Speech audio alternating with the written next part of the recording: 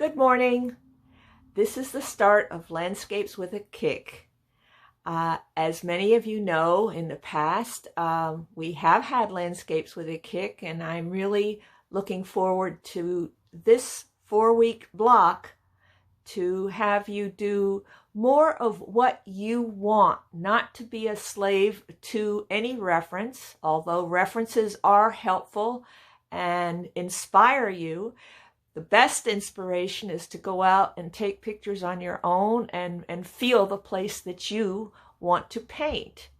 We're going to talk more about the composition, design, process, and technique rather than actually copying stroke for stroke or twig for twig in some of these landscape references. We're going to be focusing this particular lesson on semi-neutrals or grays. As all of you know, the best way to make a gray, or the most used way, let's put it that way, the most used way to make a gray is to mix a complement with its complement, mix a color with its complement, and then add either white or even more of those colors to make it dark. This week we're going to focus on kind of semi-neutral grays. I want to show you, there it is. I want to show you, I've purchased some neutral gray just because I've learned about this over the summer. Using a little bit of made up gray is sometimes easier than standing over your palette and mixing grays. You can mix gray out of the tube with your colors that you want to neutralize. I want to show you a few other toys. This is, here, how's that going? This is my little 12 watercolor crayons. Those can be used sometimes to sketch in your subject very loosely.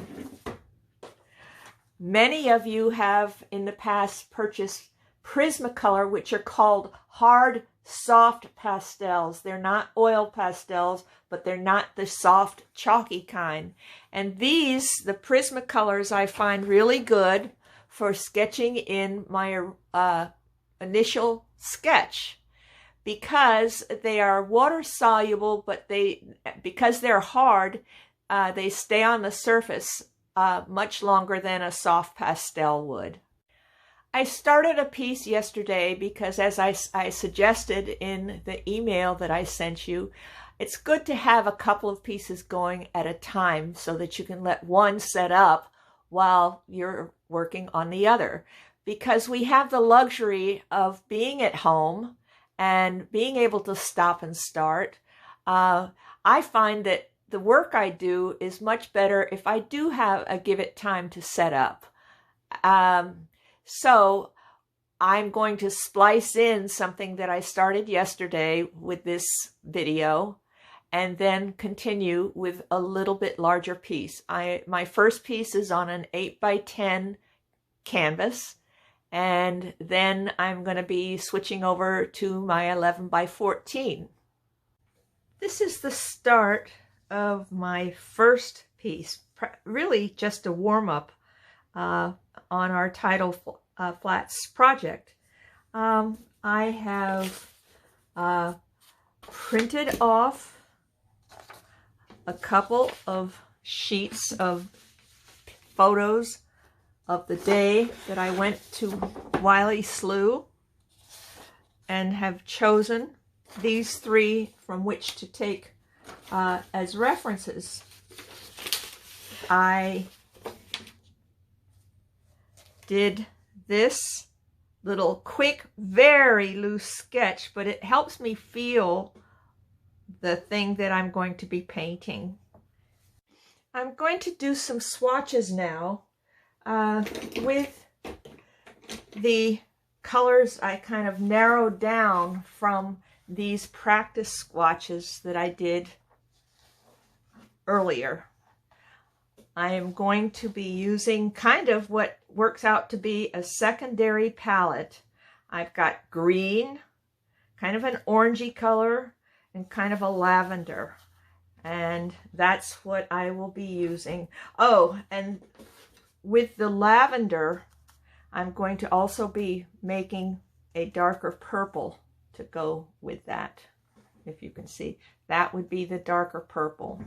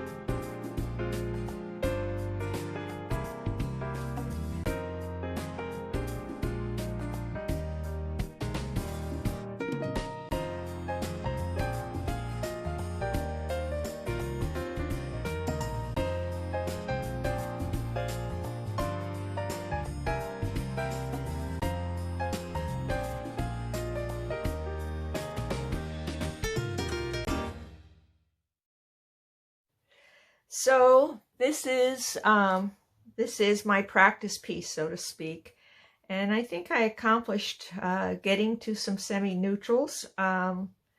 It feels like that day that I went. It was a cloudy, overcast day, but I wanted to be there at Wiley Slough, and I kind of feel like I've got some of it. I'm going to start the next one now. I'm going to stick to this semi-neutral palette that I created. Just one more glance at this one to show you that I kind of did. So there's that. And now I'll start on this one. As you can see, those are my Prismacolor marks to kind of set this one up. I splattered something on here, but I'm going to give it a go.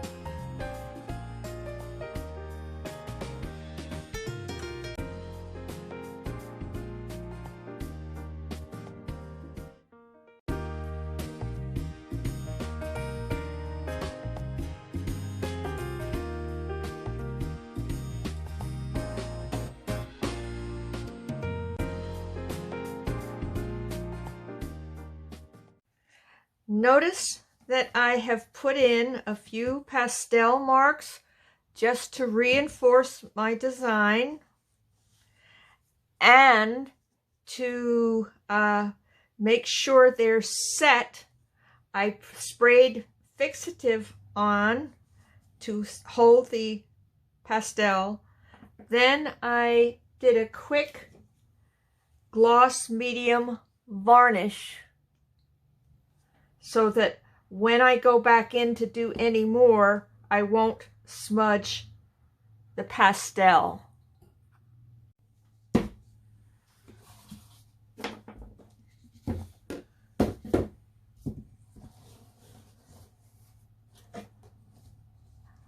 For this one, I used one of the Prismacolor hard soft pastels and got a little more life into it with this orange peachy color. And then to fix the pastel onto the canvas, I used some of this Spectrafix fixative to hold the pastel so it wouldn't smudge when I go back into the painting. You may not have any Spectrafix or any other fixative, but if you have some hairspray, you can use hairspray in a quick drive-by to kind of set your pastel if you use it. You don't have to do that, but I wanted to put a little bit more life into my paintings. And then as I said, I did a coat of gloss medium varnish. Medium means you can go into a painting in the middle, and that's exactly what I did. So now both of these pieces are ready enough for me to go back in and work on them a little bit more. So when you get to this stage, we're kind of in the middle part of the painting now. I'm going to look at this and see how does it relate to what I was referencing. In this case, I'm using this one. And I'm going to evaluate things that I want in here and things that I don't think I need. So I want to start, now that I've got most of the painting committed, I'm going to start putting in a little finer work. Not very much detail, but enough to suggest these reeds, because that's what drew me into it in the first place, or in here. And I will be using a rigger. Many of you have riggers, and if not, this is a rigger. This is a number 6, I think. It doesn't matter. I wouldn't use a rigger that was any smaller than a number 2, but anything from 2 to 6 is a good one. If you don't have a rigger, you can use just your slimmest, smallest round. This one is a number 2. So I think most of you have one of these, but I am going to be using a rigger. I also thought about what I wanted to do with this because I really don't want it to look as stiff and stilted as I think it does. I'm going to be doing some dry brush to give it a little bit of texture, and I'm going to make some highlights in addition to where I put the pastel in there, and I might strengthen a few values. I think I've got a lot of darks and lights, and so maybe I might even create a few more mid-tones to segue into that.